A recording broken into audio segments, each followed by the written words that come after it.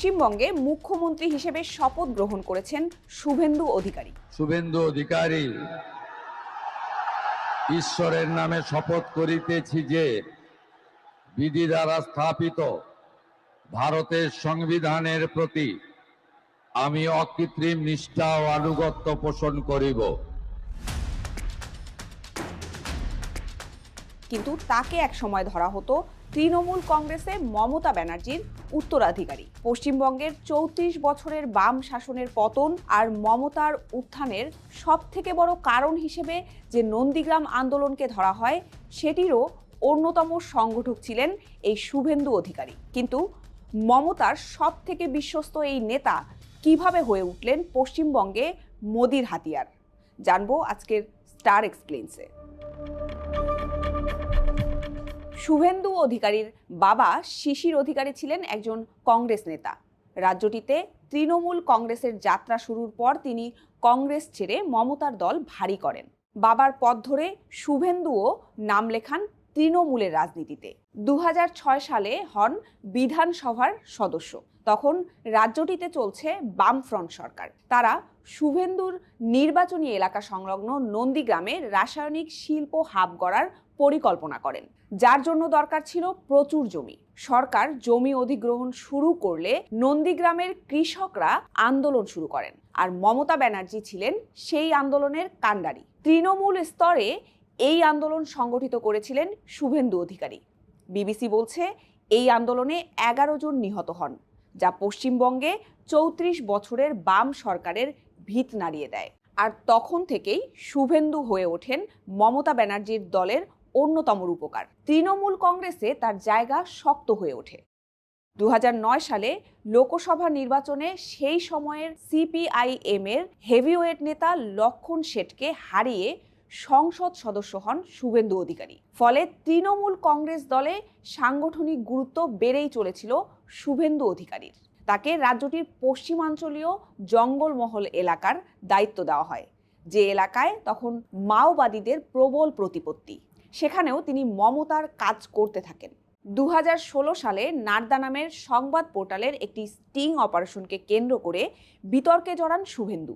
সেখানে তৃণমূল কংগ্রেসের বেশ কয়েকজন শীর্ষ নেতাকে একজন বিনিয়োগকারী সেজে আসা ভুয়া ব্যবসায়ীর কাছ থেকে নগদ টাকা নিতে দেখা যায়। ফুটেজে শুভেন্দুকে কাগজে মোড়ানো অবস্থায় কিছু একটা নিতে দেখা যায়। সেখানে টাকা আছে বলে অনেকে দাবি করেন, যদিও শুভেন্দু এই অভিযোগ অস্বীকার করার পাশাপাশি ফুটেজটির সত্যতা ও প্রেক্ষাপট নিয়ে প্রশ্ন তুলেছিলেন।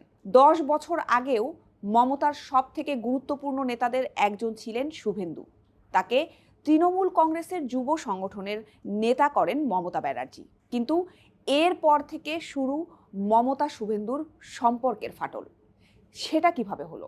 শুভেন্দু অধিকারীর হাতে তৃণমূল কংগ্রেসের যুব সংগঠনের দায়িত্ব। ঠিক একই সময়ে মমতা তার ভাইয়ের ছেলে অভিষেক ব্যানার্জির নেতৃত্বে যুব নামের আরেকটি সংগঠন গড়ে দেন। বিবিসি বাংলা বলছে, একটি দলের দুটি যুব সংগঠন গড়ে মমতা আসলে তখন বার্তা দিয়েছিলেন অভিষেক ব্যানার্জিকেই তিনি রাজনীতিতে প্রতিষ্ঠা করতে চাইছেন। যুব নামের সেই সংগঠনের সূচনা এবং অভিষেক ব্যানার্জিকে প্রতিষ্ঠা করার জনসভাটি হয়েছিল কলকাতার ব্রিগেড প্যারেড ময়দানেই। ভাগ্যের কি নির্মম পরিহাস, সেই ব্রিগেড প্যারেড ময়দানেই মুখ্যমন্ত্রী হিসেবে শপথ নিলেন শুভেন্দু অধিকারী। এই ঘটনার পর থেকেই শুভেন্দু অধিকারীর সঙ্গে মমতা ব্যানার্জির দূরত্ব বাড়তে শুরু করে। ২০২১ সালে রাজ্য নির্বাচনের কয়েক মাস আগে ২০২০ সালে তিনি নাটকীয়ভাবে বিজেপিতে যোগ দেন।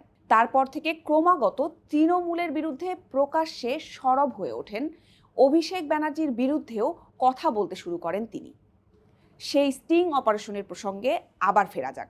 ওই ঘটনাকে কেন্দ্র করে তৃণমূল কংগ্রেসের কয়েকজন নেতা গ্রেফতার হয়েছিলেন, কিন্তু শুভেন্দু অধিকারীকে কখনোই গ্রেফতার করা হয়নি। তৃণমূল কংগ্রেস অভিযোগ করে যে বিজেপিতে যোগ দেওয়ার কারণেই তার বিরুদ্ধে ব্যবস্থা নেয়নি কেন্দ্রীয় তদন্ত এজেন্সি।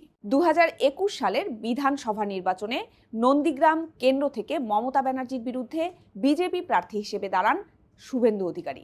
পরাজিতও করেন মমতাকে। ২০২১ সালের নির্বাচনে তৃণমূল কংগ্রেসের প্রতি আক্রমণাত্মক অবস্থানের কারণে বিজেপির কর্মীদের কাছে হিরো হয়ে ওঠেন তিনি। সেবার বিধানসভা নির্বাচনে বিজেপি সরকার গঠন না করতে পারলেও ৭৭ আসন নিয়ে বিরোধী দলে চলে আসেন তারা। আর বিরোধী দল নেতা হিসেবে নিজের জায়গা তৈরি করে নেন শুভেন্দু।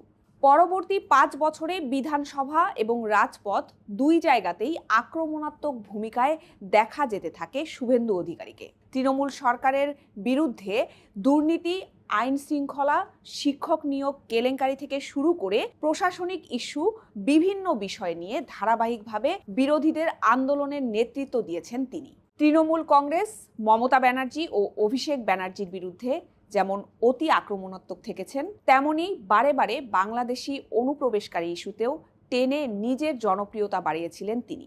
বিজেপির ভোট ব্যাংক ভারীও করেছেন তিনি, যার প্রতিদান হিসেবে বিজেপির ঐতিহাসিক জয়ের পর মমতার বিশ্বস্ত সহকর্মী থেকে তাকে করা হলো পশ্চিমবঙ্গে বিজেপির মুখ্যমন্ত্রী।